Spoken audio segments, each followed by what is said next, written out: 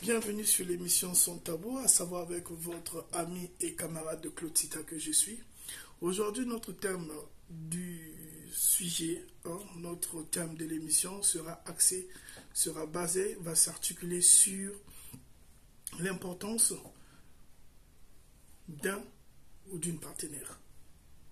C'est-à-dire l'importance d'un conjoint ou d'une conjointe. Vivre avec quelqu'un, c'est très important parce que nous avons remarqué beaucoup plus sur les réseaux sociaux, nous avons remarqué actuellement avec l'avancée de la technologie, la mondialisation, le conseil de ci et là, de par-ci, de par-là, de la famille, des amis, tout ce qui peut rentrer en vigueur pour que l'homme puisse se perdre ou la femme puisse se perdre est un grand mal nécessaire pour nous aujourd'hui de souligner ce fait. Ce fait qui n'est que, il n'est pas bon. On ne peut pas dire que l'homme doit vivre seul. Non, il n'est pas bon qu'une personne puisse être seule. Ça peut être une femme, ça peut être un homme, ça peut être une jeune fille, ça peut être un fiancé, une fiancée, mais il faudrait toujours et toujours décider d'avoir un ou une personne, c'est-à-dire un partenaire ou une personne à côté, c'est-à-dire un conjoint ou une conjointe. Vice-versa. De nos jours, nous avons beaucoup remarqué que beaucoup de gens disent que moi, ça me suffit. On prend d'abord le cas pour ceux qui ont été mariés, pour ceux qui sont divorcés, et ceux-là, ils n'ont plus le goût de pouvoir se mettre ensemble. Là, il y a un problème. Là, il y a un problème parce que on ne sait pas, avec l'avancée de l'âge, avec la vieillesse, avec tout ce que nous sommes en train de voir dans la société, tout ce que nous sommes en train de vivre comme situation, eh bien, prenons l'exemple qu'un monsieur qui travaille dur, il travaille dur chez lui, il travaille vraiment dur, il va au boulot le matin à 5 heures, il rentre le soir à 22 heures, 23 heures, par rapport à la distance et le boulot qu'il pratique, qu'il effectue bien sûr. Aujourd'hui, il y a ceux qui quittent à 5 heures, qui finissent à 17 heures. Mais avec le temps du circuit, tout ce que nous connaissons, les problèmes routiers, les difficultés des transports, comment ça se passe, celui-là arrive au moins à 21 heures, 22 heures chez lui à la maison. Entre-temps, il est cassé, il est fatigué. C'est-à-dire qu'il est éteint. Quand tu prends quelque chose pour, soit dès qu'il se lave, il mange, au lit, c'est c'est-à-dire, on peut dire de la misère. C'est-à-dire que c'est un sommeil profond. Là n'est pas le problème. Mais pensons-y. Il y a des points. Il peut tomber malade. Il ne sait plus comment se relever. Pas se réveiller. On peut se réveiller. Mais on n'a pas la force de se relever. On n'a pas la force de parler. On n'a pas la force de crier. On n'a pas la force de prendre son téléphone, d'appeler quelqu'un. À ce moment-là, on fait comment? Il y a un problème. À côté, si ce monsieur a des enfants, pour l'éducation, comment ça va se passer? Faudrait-il appeler un frère, une soeur qui va habiter avec lui? Est-ce l'éducation de ses enfants doit être couronnée par une tierce personne qui est membre de sa famille? Et là encore, l'organisation de sa maison. Les rendez-vous, si c'est un responsable. Parce qu'il savait que nous savions, on ne peut pas dire il savait, mais nous savions qu'il y a aussi le principe de l'oubli qui est à côté. L'oubli nous guette. La fatigue nous guette. Le surménage nous guette. Associé à la famille. La petite famille, pas la grande. On ne parle pas des parents, on ne parle pas des soeurs, des frères, mais on parle d'abord des enfants. Puisque vous êtes seul, vous avez décidé de vivre en solo, dans la solitude, Vous ne voulez pas avoir une femme avec vous. Vous ne voulez pas avoir une cote avec vous. Vous ne voulez pas avoir quelqu'un à vos côtés. Alors, au niveau de l'organisation, vous allez prendre un coup. Vous allez prendre un coup parce que toutefois que l'homme tombe, toutefois qu'une personne s'accroche à une situation, toutefois qu'une personne est dans une merde, il doit se relever. C'est comme si lorsque vous marchez et que vous glissez, vous ne restez pas couché jusqu'à... Non. Vous faites un effort pour vous relever et marcher. Le couple, ou dans le couple, c'est aussi pareil. Je ne vais pas prendre des cas généralisés. Je ne vais pas appuyer là où on peut appuyer. Mais on va prendre les cas de tous les jours. Si vous avez les enfants, l'éducation des enfants, le suivi des enfants. Et si vous n'avez pas des enfants, votre programme à vous, le respect de votre programme, votre mode de vie.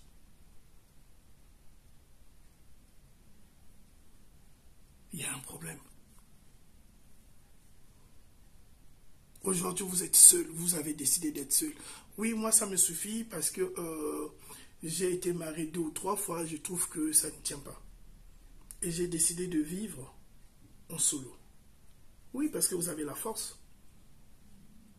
Oui, parce que vous êtes encore élégant, vous êtes encore jeune, vous allez vous habiller, vous allez attirer quelqu'un qui va venir chez vous, qui va faire un petit ménage, qui va faire la cuisine, qui va cooker pour vous. Et demain, la vie, le train-train de la vie continue. Mais vous n'êtes pas fixe. Vous n'êtes pas fixe, vous n'êtes pas assis. Il faut se décider. Parce que ce n'est pas une vie. Aujourd'hui, nous avons plusieurs personnes, plusieurs panels dont on parle. Donc sur ces panels-là, les gens évoquent ou les gens approuvent être seul. Parce qu'il y a une version qui souligne vaut mieux d'être seul. Vaut mieux de vivre seul au lieu de vivre avec une personne et être mal accompagné. Donc on se dit, lorsqu'on est avec quelqu'un, on est mal accompagné, mais il vaut mieux de vivre seul parce que dans la solitude, dans le mouvement singletant ou être en solo, on jouit, on vit, on paye. Mais tenez-vous bien compte. Tenez-vous bien compte. L'homme, de par essence, ne peut pas vivre seul. C'est un animal sociable. Il est toujours appelé à vivre avec autrui. Il est toujours appelé à vivre avec quelqu'un. Lorsque je parle de l'homme, je prends l'homme, le grand H, homme et femme, qui forment homme, sujet pensant, humain, être vivant. Oui.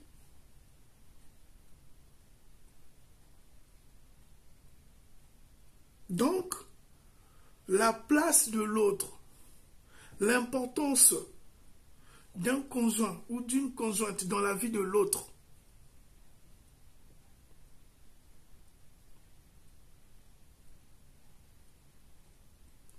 est obligatoire.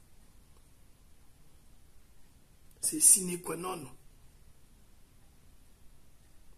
Ah non, ben moi je suis en train d'observer, je vais regarder jusqu'à ce que Dieu va toucher mon cœur. Mon frère, c'est simple, il faut monter au ciel.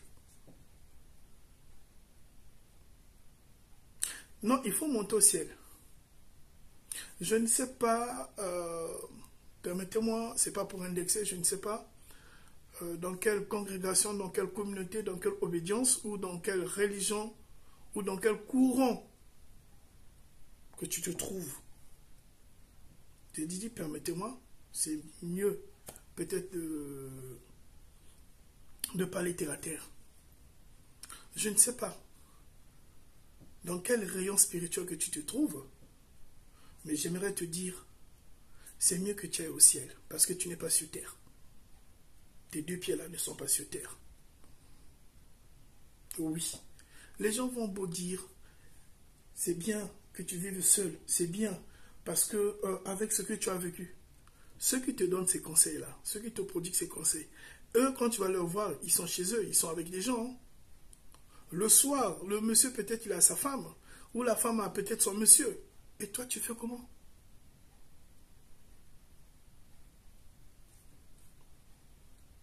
La vie, c'est une complémentarité. La vie, c'est toute une éducation. Tous les jours, on se réveille. Tous les jours que tu te réveilles, tu nais de nouveau. Tu apprends. Tu découvres. Personne n'est resté statique. Personne n'est resté fixe. Là, je suis en train de parler au niveau des hommes. Comment tu vas faire pour t'organiser chez toi? À moins que tu sois égoïste. Ah oui, moi, je m'étais marié. J'ai vu que j'ai rien gagné. C'est juste, j'ai eu des enfants. Après, maintenant, là, je suis dépassé. Donc, je ne vois pas. Essaie de te reconstituer, de te refaire. Essaie de voir là où tu avais faussé, là où tu avais fauté, là où ça n'a pas marché. Essaie. Essaie. Fais tourner ce que nous on appelle les ménages.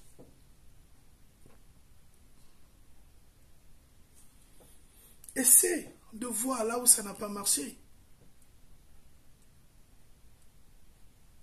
C'est pareil pour des femmes. Beaucoup de femmes décident maintenant de vivre seules. Ah oui, ben on en a fatigué les hommes, c'est toujours le même discours,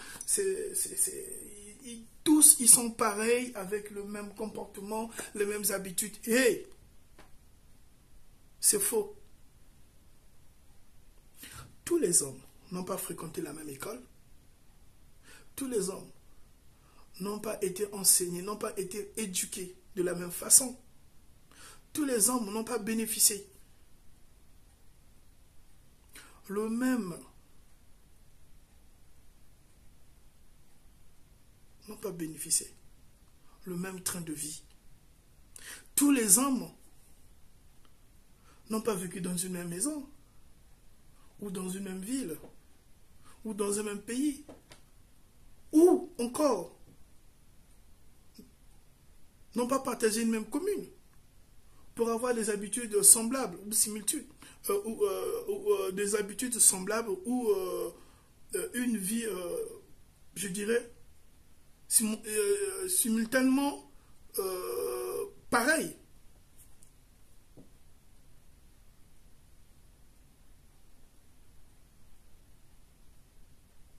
Il n'y a pas de similitude. J'ai bien dit, il ne peut pas avoir une vie simultanément pareille. Ils ne peuvent pas avoir les mêmes défauts. Il y a de ceux qui se sont arrêtés à l'école primaire, qui ont fait l'école pro, ou il y a de ceux qui ont commencé l'école pro, qui ont changé, qui sont devenus des hommes d'affaires. Il y a de ceux qui ont continué à faire, je dirais peut-être un long parcours scolaire, et après, à la fin, ils se sont lancés dans les affaires. Donc, il y a un méli-mélo.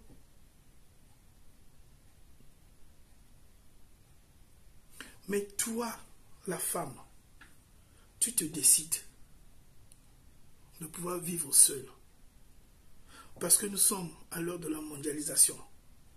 Parce que sur Internet, parce que sur TikTok, sur Instagram. Parce que au niveau de la famille, au niveau des copines, au niveau de ton entourage, au niveau de ton entreprise, tu essaies de voir, tu essaies d'envier, ou tu veux faire comme l'autre. Mais tu ne sais pas, peut-être que l'autre n'est pas dragué. Et oui, là aussi c'est un problème. Tu ne sais pas, peut-être l'autre n'est pas sollicité. Tu ne sais pas, peut-être l'autre, les hommes ne la calculent pas. Mais quand tu es là, tu écoutes et tu dis, moi, l'histoire des hommes, je suis plus dedans. Mais peut-être qu'elle a des défauts que lorsque toi tu vas apprendre ces défauts, tu te diras, ah non, mince, c'est inacceptable. Il y a de ces femmes qui ne veulent pas préparer pour leur mari. Pas qu'elles ne savent pas préparer. Non, elles ne veulent pas. Je précise, pas que ces femmes-là ne savent pas préparer, mais elles ne veulent pas préparer. Ces femmes-là trouvent que c'est une corvée. Mais à quoi bon d'être dans le foyer? Voilà pourquoi elles préfèrent être seules, manger dans les restos. Là n'est pas le problème.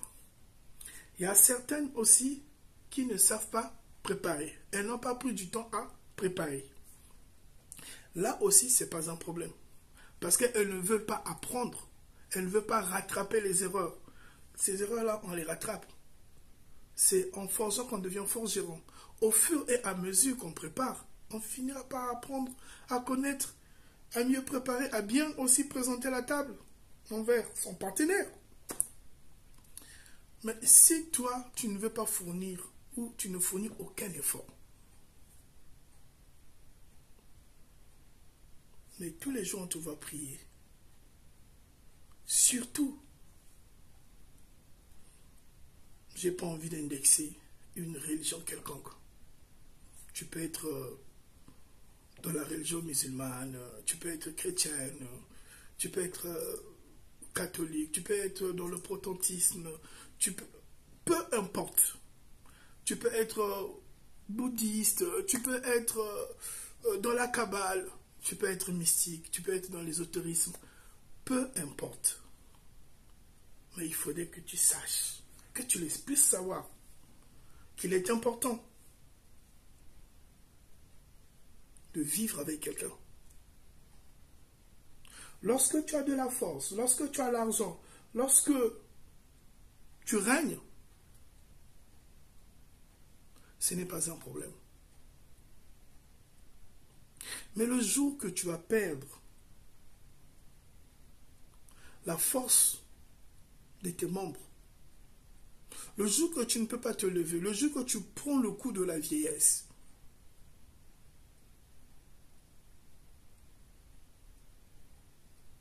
vaut mieux deux qu'un seul. L'autre, s'il ne peut pas, il peut prendre le téléphone pour appeler de l'aide. Parce que nous voyons ces maladies, vous n'avez pas le temps de parler, vous tombez subitement, vous avalez votre langue, vos oreilles sont calfatées bouchées, et vous êtes dans un état agonisant. Vous ne pouvez plus parler.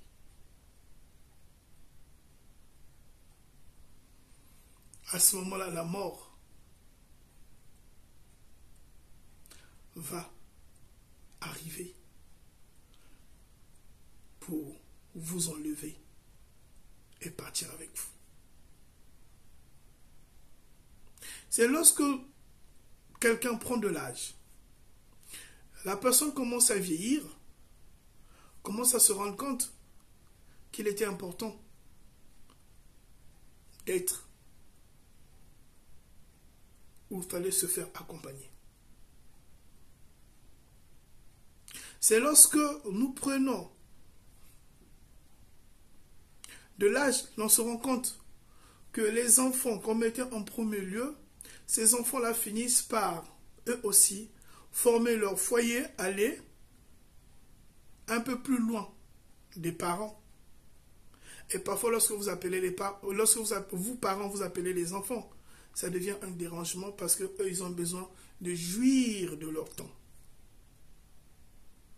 Vous, parents qui me suivez, ou toi qui me suis, personne ne t'a empêché, personne ne t'a défendu de jouir de ton temps.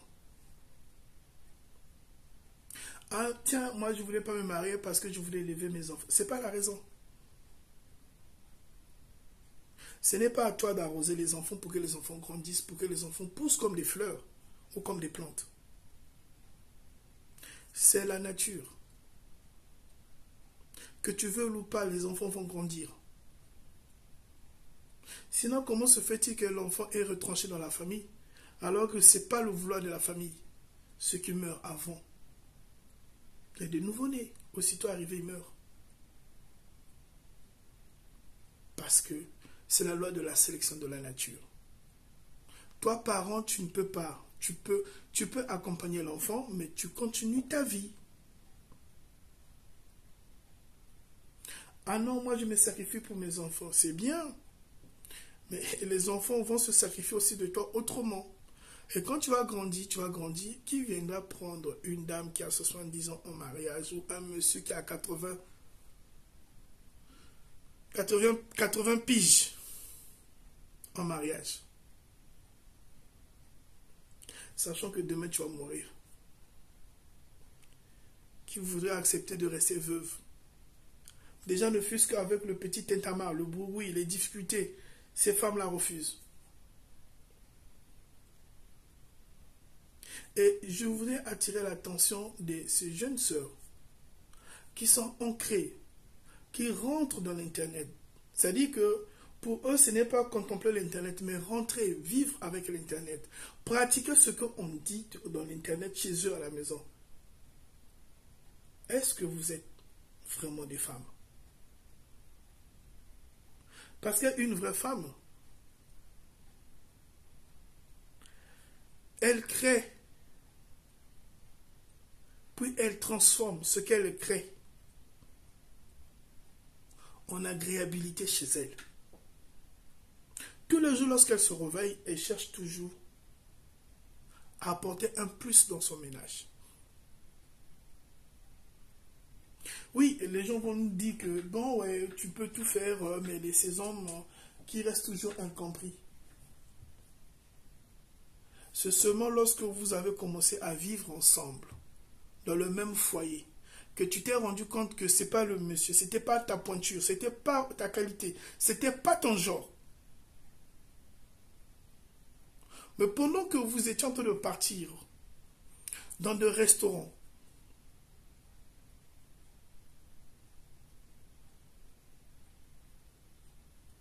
dans les voyages, vous menez la vie plurielle dehors. C'était le genre de mec que tu revais dans ta vie.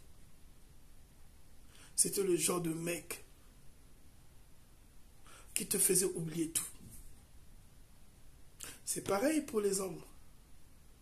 C'est vice-versa. Lorsque tu l'as trouvé, tu es parti voir les parents. Tu as dit aux parents, je veux me marier. Les parents ont demandé, est-ce que tu as bien réfléchi?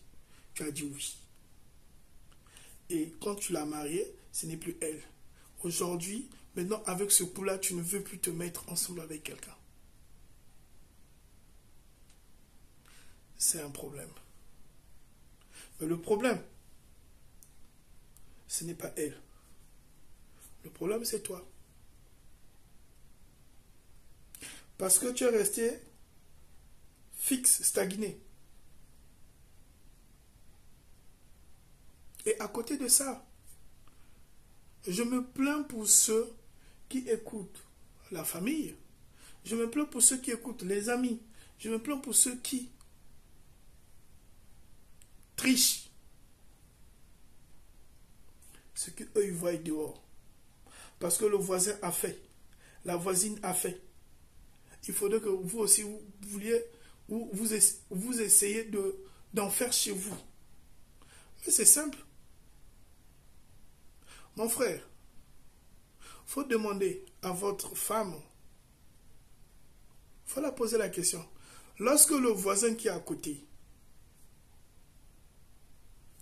a pris une femme, madame a dit, vous avez vu, il est parti se marier.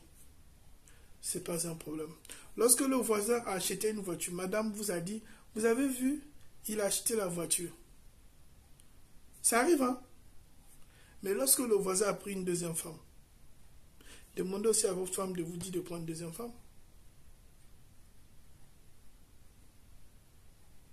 Quand ça n'a pas marché, le voisin a chassé celle de la maison. Il faudrait aussi dire à madame, quand ça n'a pas marché, toi aussi, je dois te chasser. La comparaison n'est pas raison. Ne jamais comparer, ne jamais écouter, ne jamais suivre, ne jamais faire comme l'autre. Parce qu'on ne sait pas d'où leur relation a commencé. Préserve ta relation. Point n'est besoin de dire que moi je vais rester seul, ou je vivrai seul, ou je préfère vivre en solo. Ce n'est pas une vie. Et s'il y a quelqu'un qui essaie de te conseiller dans ce sens, éloigne-toi de la personne. La personne ne veut pas de ton bonheur. Généralement, ceux qui conseillent les gens dans ce sens-là, vous allez voir très souvent, eux, ils sont mariés. Ou ils ont eu des coups avec leur partenaire et ils veulent que vous aussi, vous leur aidez dans leur douleur. Mon frère, si tu as été trahi, ce n'est pas moi qui suis trahi. Ma soeur, si tu as été trahi, ce n'est pas elle qui a été trahie, c'est toi. Alors, il ne faudrait pas mélanger les serviettes et les torchons.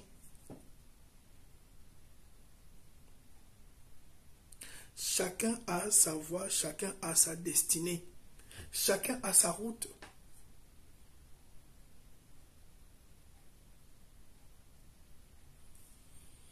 C'est quand même absurde. Le pire dans tout ça, les réseaux sociaux, à 70% détruisent beaucoup des relations. Les gens veulent faire ce qu'ils écoutent sans se rendre compte que ceux qui leur conseillent, ceux qui leur prodiguent des conseils, ceux qui viennent comme étant conseillers, je ne sais pas, domaine marial ou comment on peut appeler cela, ceux-là eux-mêmes, il faudrait analyser chez eux comment ils vivent. Pourquoi ça ne quitte pas leur partenaire? Ça vient vous dire simplement, oui, mon frère, ma soeur, moi je trouve que ce n'est pas le bon ou la bonne personne. Le bon conjoint ou la bonne personne. Pourquoi? Essaie de réfléchir.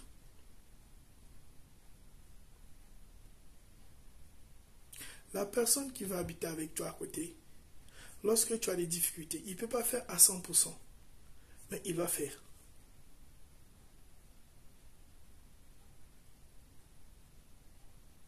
Et toi, tu veux qu'on te fasse à 100%. Mais toi-même, qu'est-ce que tu as déjà fait pour toi? Qu'est-ce que tu as déjà fait pour lui? Généralement, ceux qui veulent qu'on puisse, c'est-à-dire qu'on puisse beaucoup faire pour eux, lorsque vous allez renverser la tendance, vous allez voir qu'ils n'ont rien fait pour les autres. Ou peut-être un tout petit peu, mais ils veulent que vraiment ça soit ciel et terre pour eux. Il y a un problème. Oui, il y a un problème. Voilà pourquoi nous avions pensé partager, nous avons pensé discuter, nous avons pensé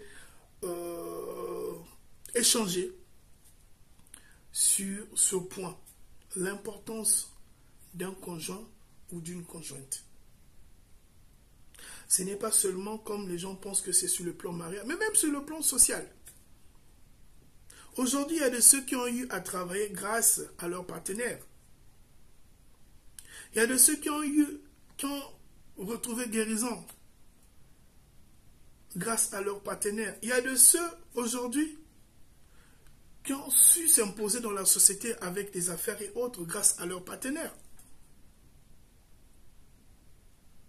Tout comme il y a de ceux qui ont eu des échecs grâce à leurs partenaires, mais il faudrait voir le tir. Qu'est-ce qui n'avait pas marché? On n'accuse pas pour accuser, on ne décide pas pour décider. Voilà, aujourd'hui, j'avais quand même à partager ce point avec vous. Moi, c'est votre frère, ami, camarade et connaissance Claude Sita. Et si vous voulez toujours suivre les émissions, liker, taper le messager Claude Sita sur son tabou. Moi, je vous dis merci, à nous revoir, à la prochaine.